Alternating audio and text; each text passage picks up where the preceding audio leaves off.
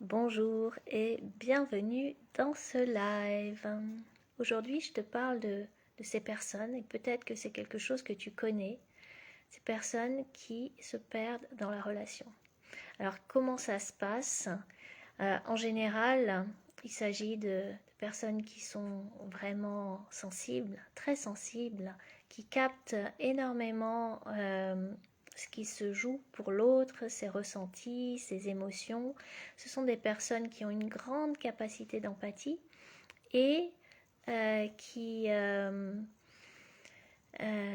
vont avoir cette capacité de se mettre à la place de l'autre, d'être dans une écoute immense, avec aussi un grand cœur, avec une aspiration à venir soutenir, aider, réconforter, faire du bien à l'autre. Et de ces personnes-là, et peut-être que ça t'est arrivé, quand on est dans cette grande ouverture, dans cette grande sensibilité, dans cette grande écoute de l'autre, on va progressivement plonger dans son monde. Et avec aussi donc cet élan à soutenir, à aider, à faire du bien, on va répondre aux désirs de l'autre, on va rentrer dans ses désirs. Alors jusque-là, c'est pas problématique et ça peut être effectivement très soutenant et très beau. Mais ce qui se passe, c'est que plus tu vas écouter l'autre et moins tu vas t'entendre. Plus tu vas faire de la place à l'autre et moins tu vas avoir d'espace pour toi. Et petit à petit, comme ça, sans t'en rendre compte, parce que ce sont en général des mécanismes qui se font inconsciemment et qui sont issus de quelque chose de très archaïque. Je raconterai tout à l'heure en général d'où ça vient. Ce sont des mécanismes d'attachement profond qui remontent à la petite enfance.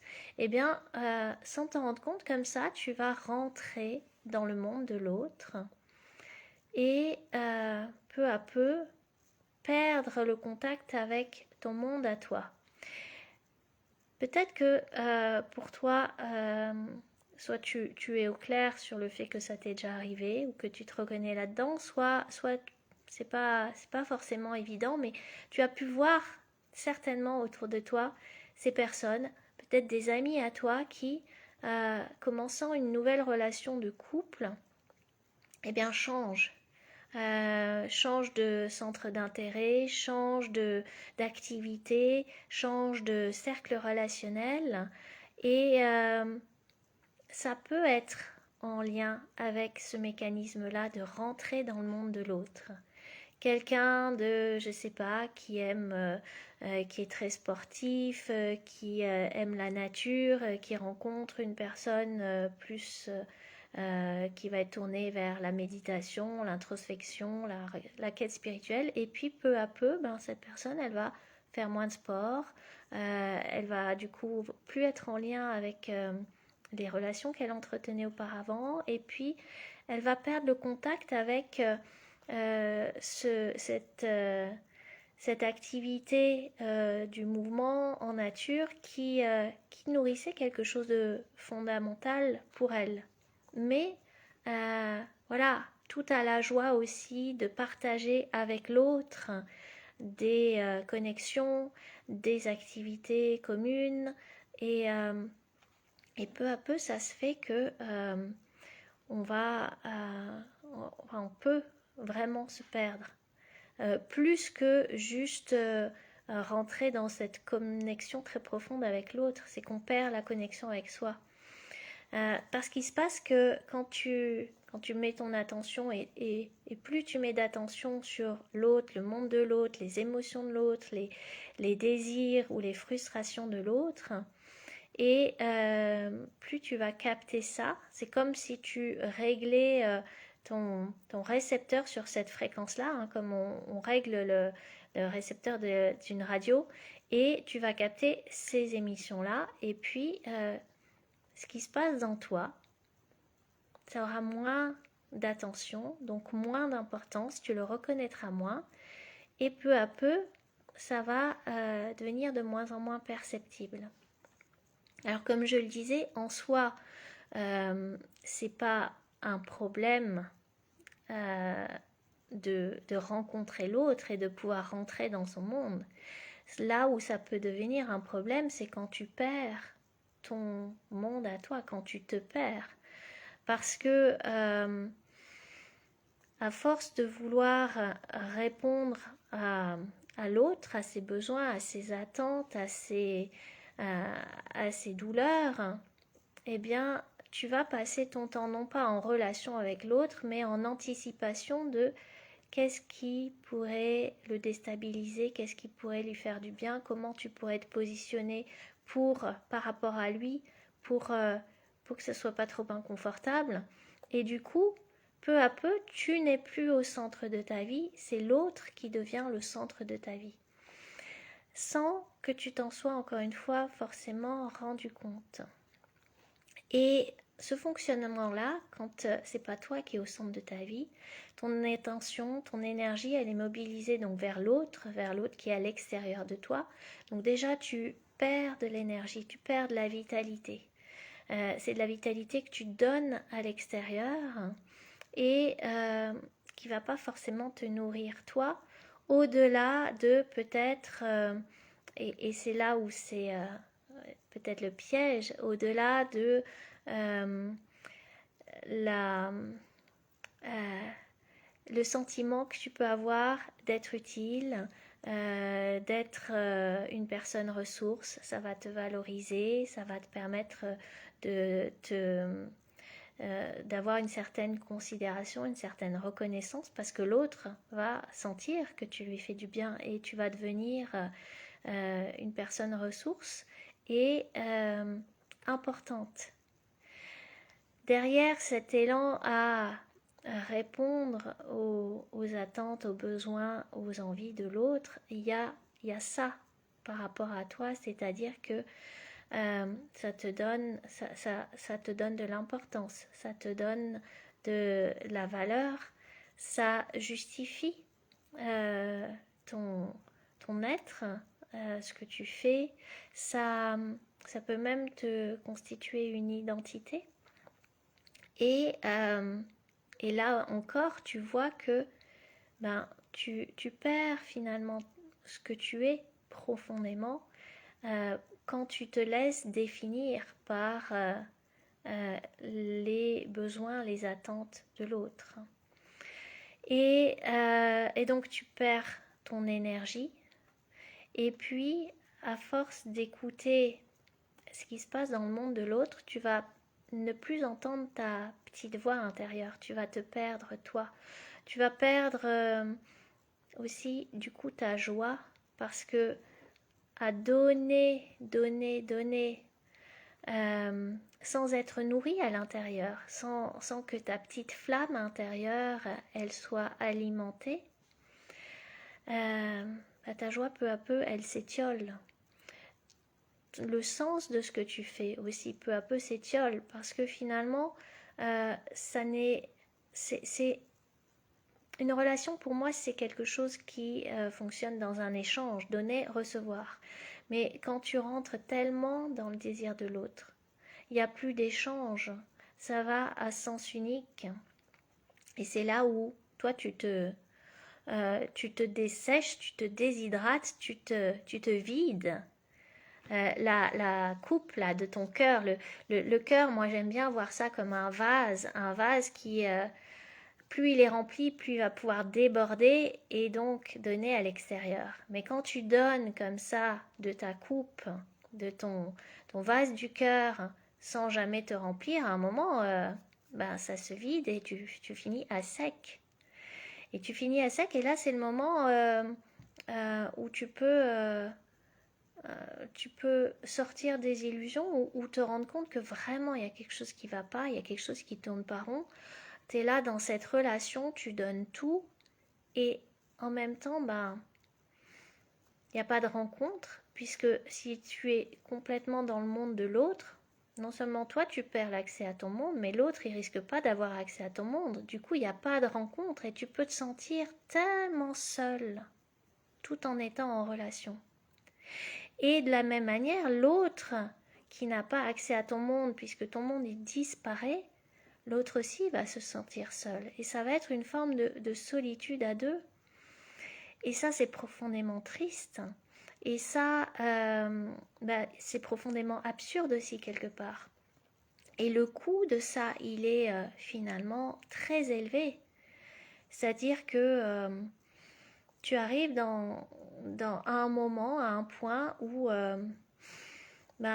ça n'a plus de sens, ça n'est plus joyeux, ça n'est plus nourrissant, il y a plus l'enthousiasme qui peut-être et certainement était là au début.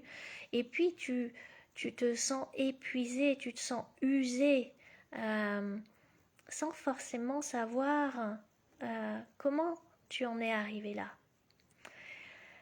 Et en fait, c'est juste, tu en arrives là parce que tu as, par excès d'empathie, je pourrais dire, par excès d'empathie qui fait que tu te perds, toi. Tu perds le contact avec toi. Tu n'es plus au centre de ta vie. Donc tu fais les choses pour l'autre et plus pour toi. Donc ça peut se passer dans une relation de couple, ça peut se passer dans une relation avec ses enfants, avec ses parents. D'ailleurs, au début, quand ça s'enclenche, et il y a toujours un petit peu ce phénomène-là quand on arrive au monde, tout petit, par rapport à ses parents, parce que un tout petit, il est fragile et sa survie, elle passe par le fait que ses parents vont s'occuper de lui, vont l'aimer, vont en prendre soin. Et spontanément, le tout petit, quand il sent que ses parents, ils peuvent avoir des soucis, ils peuvent être déstabilisés, ils peuvent avoir des contrariétés, spontanément, le tout petit, il va avoir tendance à... Déjà, il va percevoir ça parce que c'est vraiment une éponge. Quand on arrive comme ça, on capte énormément de choses. Et si ses parents sont trop préoccupés, le risque archaïque, c'est qu'ils vont faire moins attention à lui, ils vont moins s'occuper de lui et lui, il est en danger. Donc, de manière archaïque, de manière réflexe, ce mécanisme-là va se mettre en place d'être à l'écoute, de capter la qualité d'attention à l'extérieur, la qualité de difficulté, de détresse aussi de l'autre, et de faire en sorte d'y répondre pour ne pas perdre cette attention-là et avec un véritable enjeu de survie par derrière. Et ça se produit toujours un petit peu parce que il faut être quand même réaliste. Quand on est parent, on n'a pas le mode d'emploi. Déjà pour accompagner nos enfants. Et puis il y a la vie aussi qui vient nous bousculer, qui nous offre autant de circonstances adverses qu'on peut l'imaginer ou ne pas l'imaginer. En tout cas, voilà, c'est la vraie vie. Et la vraie vie, c'est qu'on n'est pas toujours hyper centré, hyper aligné, hyper zen, hyper disponible. C'est tout, en fait. Donc, ce mécanisme-là, il se fait tout le temps. Mais parfois, c'est un programme qui est donc enregistré dans l'enfance et qui va devenir un programme par défaut, un programme prioritaire. Et donc, à l'âge adulte, on n'a plus la conscience de ça, on a toujours fonctionné comme ça et on se rend même pas compte qu'on rentre dans le désir de l'autre, on se rend même pas compte qu'on déborde d'empathie au point de s'oublier soi. Et quand on se rend compte que ça ne va pas dans la relation, qu'on se sent seul, que on s'épuise, qu'on a perdu sa joie, on pourrait être tenté de dire cette relation, elle ne fonctionne pas, ce conjoint, ce compagnon, cette compagne, finalement, ça ne doit pas être la bonne personne, ou alors on peut se remettre en question, mais qu'est-ce que je fais qui fait que ça ne fonctionne pas, ou qu'est-ce que je ne fais pas, alors que pourtant, je suis tellement attentive, disponible, centrée sur l'autre, comment ça se fait que ça ne marche pas? Et on peut vraiment se remettre en question et se dire, mais peut-être qu'il y a quelque chose qui cloche avec moi. Et non, pas du tout. Ce qui se passe donc, c'est qu'il y a ce comportement réflexe qui s'est mis en place dès tout petit et qui est devenu donc le programme par défaut, qui fait que l'autre passe avant moi. Peut-être que ça va te parler, de dire, ouais, je réponds à l'autre avant de considérer mes propres besoins. L'autre passe avant, l'autre est prioritaire. C'est quelque chose qui... je crois que les femmes, d'une manière générale, elles ont souvent tendance à fonctionner comme ça déjà avec leurs enfants. Et pendant, encore une fois, les premières années de vie de l'enfant, c'est nécessaire, hein, c'est la condition de survie du tout petit. Mais si on reste figé avec ce programme sans faire les mises à jour au fur et à mesure que l'enfant grandit, et si on fonctionne avec ce même programme dans d'autres relations, on devient la maman de son conjoint, on devient la maman de ses parents, on devient la maman de ses amis, mais on n'existe plus. Et c'est là qu'on s'épuise. Et c'est là qu'on peut arriver à des situations, on parle de burn-out parental, on peut arriver à des situations d'épuisement ou d'effondrement, ou alors de dépression parce qu'on a vraiment... on a perdu sa joie, notre cœur, il est tellement, il a tellement donné qu'il est à sec. Et là, il y a un grand vide. Et donc, c'est pas un problème, c'est pas l'autre, en fait. Que ce soit un compagnon, des enfants, n'importe qui, c'est pas un problème de l'autre, c'est pas un problème de la relation à l'autre. Enfin, en tout cas, c'est pas la relation ou c'est pas toi qui a un problème, c'est pas toi qui n'est pas qui a quelque chose qui cloche. C'est pas toi qu'il faut chercher à réparer. Et finalement, c'est plutôt un problème de centre. C'est-à-dire que qui c'est qui est au centre de ta vie? C'est pas toi. Et comment tu peux revenir et te remettre au centre? C'est ça la vraie question. Parce que quand tu rentres en relation, si tu rentres en relation à partir d'un espace en toi qui n'est pas défini, où tu n'existes pas, finalement, il n'y a pas de rencontre. Pour moi, la relation, il y a deux individualités qui sont positionnées clairement, qu'elles ont chacune leur monde, avec des limites claires. Et la relation, la question de la relation, c'est comment on se rejoint. Ça veut pas, c'est pas comment je rentre dans le monde de l'autre ou comment l'autre rentre dans mon monde, parce que là, si on rentre dans une relation qui est fusionnelle, il n'y a pas d'altérité, donc finalement il n'y a pas de relation, il n'y a pas d'échange possible quand on est sur le même espace.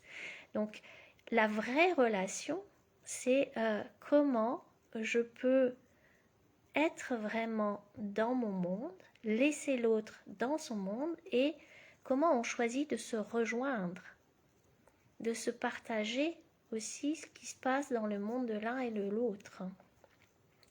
Mais si tu n'es pas au centre de ta vie, si tu n'es pas au centre de ton monde, tu ne peux pas chercher à rejoindre l'autre parce que tu n'as pas de point de départ. Alors la vraie question ici, pour retrouver de la joie, pour retrouver de l'énergie, pour retrouver l'enthousiasme à rencontrer l'autre et pour te laisser rencontrer aussi, pour sortir de cette solitude à deux, dans laquelle tu te trouves coincé, eh bien c'est déjà de revenir à toi, de te remettre au centre, de à nouveau écouter comment c'est dans toi. Quand tu es tout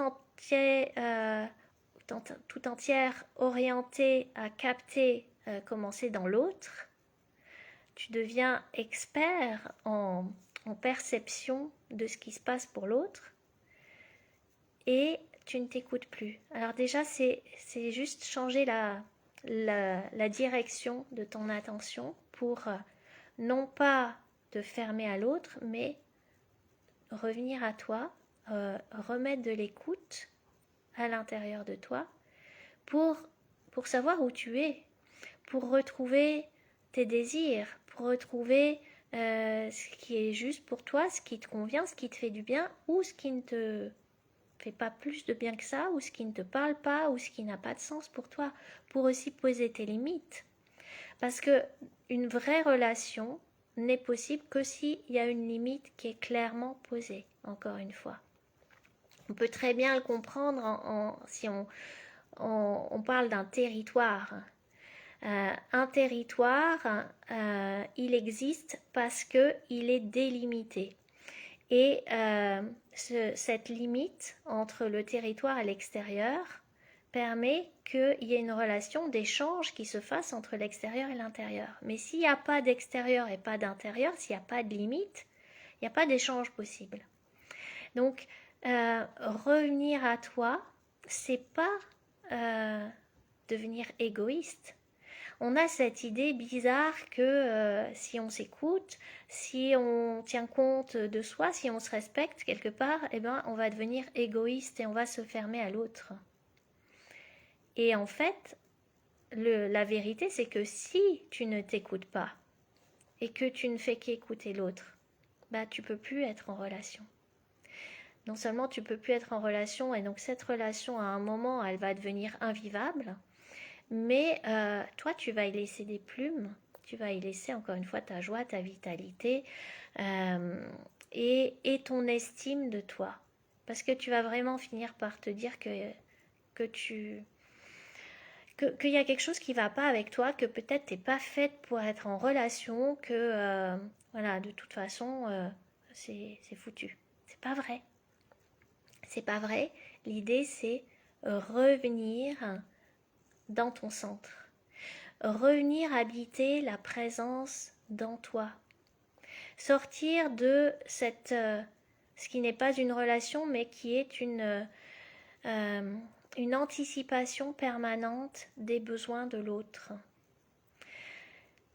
Revenir à soi, eh bien, quand tu t'es déserté depuis des années, sans même t'en rendre compte, et parfois depuis l'enfance, ça, c'est tout un chemin. C'est comme un chemin d'apprivoisement. Tu connais l'histoire du Petit Prince et le renard qui lui dit « Apprivoise-moi, s'il te plaît, apprivoise-moi ». Et le Petit Prince lui dit « Mais comment on fait ?» Eh bien, chaque jour, tu vas t'asseoir un peu plus près. Et tu ne feras rien. Tu vas pas parler, tu vas pas bouger, juste tu vas être là. Et c'est vraiment ce chemin-là de retour à toi qui va faire que chaque jour, tu vas revenir un peu plus dans toi, revenir un peu plus avec ton attention, tes perceptions sur comment c'est dans moi. C'est quoi l'atmosphère, c'est quoi les élans et juste être là. Et c'est pas simple. C'est un chemin qui est pas facile à faire seul, d'autant plus quand on n'a pas compris que en fait c'est ça le chemin pour équilibrer ses relations, pour retrouver son énergie, sa joie, pour retrouver ses rêves. Combien il y a de personnes avec qui moi j'échange qui quand on leur demande c'est quoi tes rêves, elles savent pas. Elles savent plus, elles ont perdu leur rêve en chemin. Est-ce que toi, tu as accès à tes rêves? Tes rêves juste les tiens, pas encore une fois ceux de l'autre que tu t'es approprié ou dans lequel tu as fusionné. Tes rêves à toi. Les enfants, ils ont toujours plein de rêves. Ils rêvent d'être pompier, d'être danseuse, de coiffeuse ou maîtresse. Et ils peuvent, dans leur jeu, ils vont vraiment nourrir et tisser ces rêves-là. Et puis, pour certaines personnes, au fil des années, ça s'effiloche. La vérité, c'est que ces rêves, ils sont toujours là quelque part dans toi. Mais toi, t'y es plus. Toi, tu as déserté l'espace pour entrer dans le monde de l'autre. Donc, retrouver tes rêves, retrouver ton enthousiasme, ta vraie pulsion de vie en fait. C'est cette énergie qui t'anime et qui te donne envie de te lever le matin, qui te donne le sourire, qui te donne cette capacité de t'émerveiller de tout ce qui est là et de créer, de nourrir, de vivre des relations qui vont être épanouissantes, pas des relations où tu vas t'épuiser, te vider et finir exsangue, des relations où tu vas vraiment, où il va y avoir une vraie circulation entre toi et l'autre, un véritable échange, une vraie rencontre. Pas une solitude à deux, pas une espèce de colocation ou de cohabitation fonctionnelle, parce que les habitudes font que c'est institué, chacun a son espace, mais finalement la rencontre elle se fait pas. Donc pour retrouver tout ça, le chemin, c'est de revenir à soi. Et de revenir à soi, de rétablir son royaume à l'intérieur, son espace de souveraineté, parce qu'il est encore question de souveraineté, figure-toi. Et comment rétablir cette souveraineté, comment rétablir aussi, ça va de pair pour moi avec la sécurité intérieure, parce que quand tu comprends que tu rentres dans le monde de l'autre pour finalement chercher comme une validation, une valorisation et puis une sécurité par rapport à un enjeu archaïque qui fait que quand tu étais toute petite bébé, tu avais besoin de l'autre pour survivre. Donc c'est cette sécurité-là que tu vas chercher à l'extérieur et qui te dépossède de toi. Donc la réponse à ça, c'est retrouver ton royaume intérieur et ton espace de sécurité intérieure. Et ça, la bonne nouvelle, c'est que c'est possible. C'est un chemin qui se parcourt d'étape en étape. C'est un vrai chemin d'amour. Parce que finalement, pour moi, la clé, c'est à chaque fois que tu t'aperçois que tu rentres dans le désir de l'autre, la réponse est comment tu peux te donner de l'amour, déjà. Et cet amour te ramène à toi.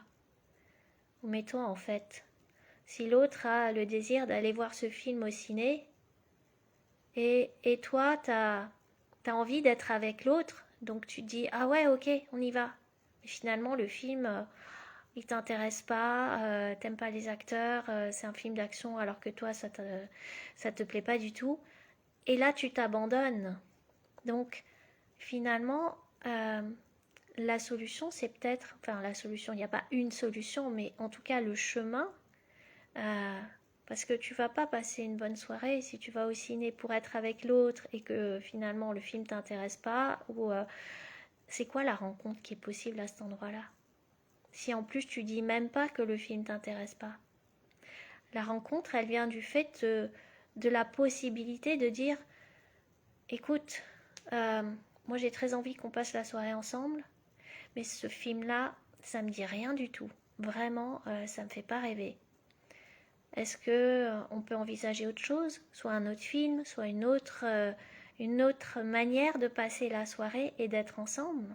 Comment on peut se rencontrer pour être vraiment là et pas pour être seul dans cette relation qui dysfonctionne? Donc, c'est un chemin où, quand tu t'aperçois de ce mécanisme, déjà tu peux te donner de l'amour. Te donner cet amour dont le tout petit en toi a tellement besoin. Et puis revenir à l'écoute de toi pour te demander, c'est quoi qui serait bon pour moi ici? De quoi j'ai envie? À quoi je donne la priorité? Après, tout est possible. Tu peux aussi choisir, en ayant fait ce chemin intérieur et ce dialogue intérieur, tu peux aussi choisir d'aller au cinéma voir ce film-là qui te dit rien du tout pour être avec l'autre, mais pas dans le déni de toi, en ayant vraiment écouté que c'est ton choix profond, que finalement le film tu t'en fiches du moment que vous êtes ensemble. Et ça c'est ok. Sauf que peut-être à d'autres moments tu vas dire non, c'est plus important pour moi euh, d'être entendu dans mon désir, qui est d'aller faire autre chose, ou d'aller voir un autre film, ou qu'on ait un autre espace de rencontre. Et en tout cas d'être reconnu et de pouvoir exister. C'est ça le véritable enjeu. C'est comment tu peux exister dans la relation. Exister dans la relation, c'est revenir à toi, te remettre au centre, retrouver la présence dans toi. Et donc ça, c'est un chemin, comme je le disais, d'apprivoisement. Parce que quand tu as déserté un espace depuis tellement longtemps, c'est difficile d'y revenir et de s'y sentir confortable. C'est comme une terre inconnue.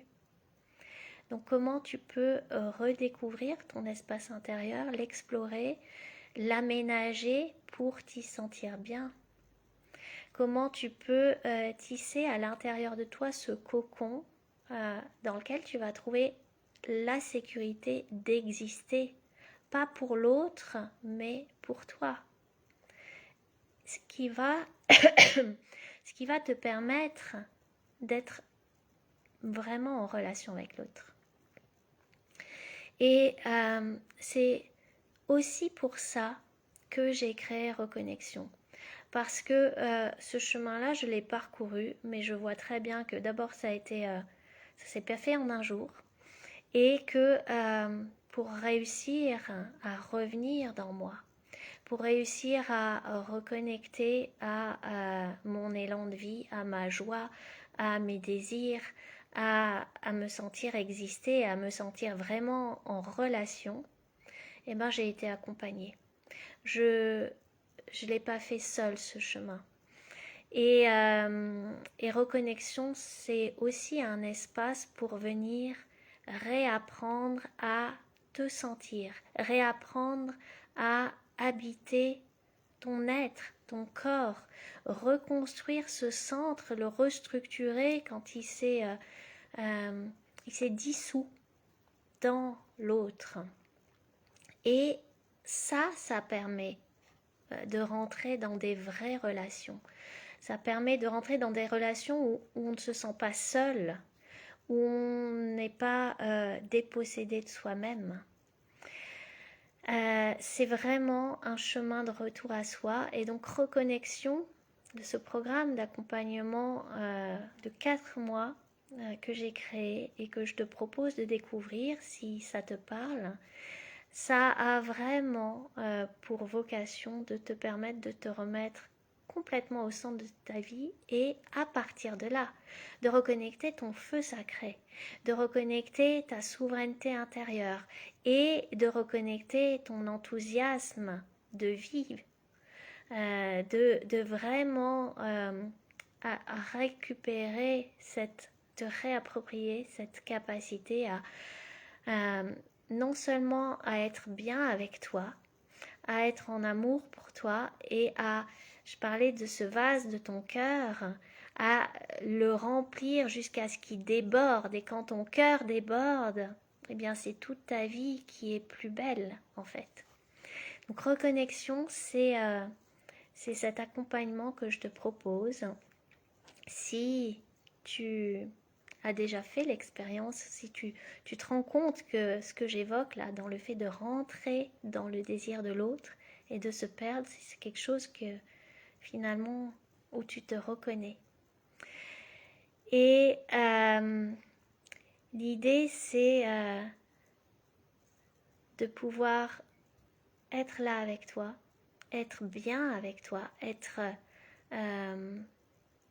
oui, tellement bien en paix, épanoui avec toi que la relation, ça va être du plus et ça va devenir quelque chose d'extraordinaire. Et pour que cette relation, elle soit possible, encore une fois, revenir à toi, et c'est là où reconnexion t'amène, c'est être capable de poser tes limites.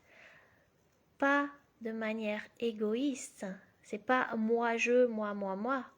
C'est si je me dis oui à moi, alors ben peut-être que dans certaines situations, ça va être dire non à l'autre, mais ça va être la possibilité d'un dialogue, la possibilité d'un échange, la possibilité d'un amour véritable.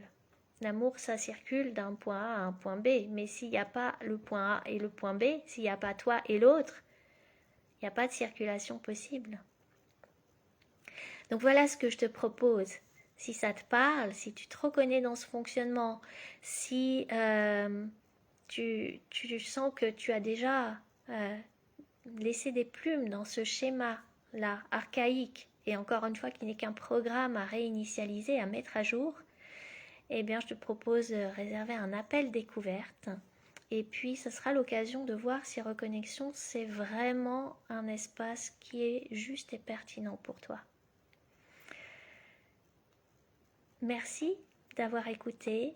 Merci, si ça te touche, si ça te parle, merci de partager autour de toi. Si tu es là en replay, tu peux écrire replay dans les commentaires. Et moi, je suis ravie de ce moment. Je te retrouve la semaine prochaine pour un nouveau live.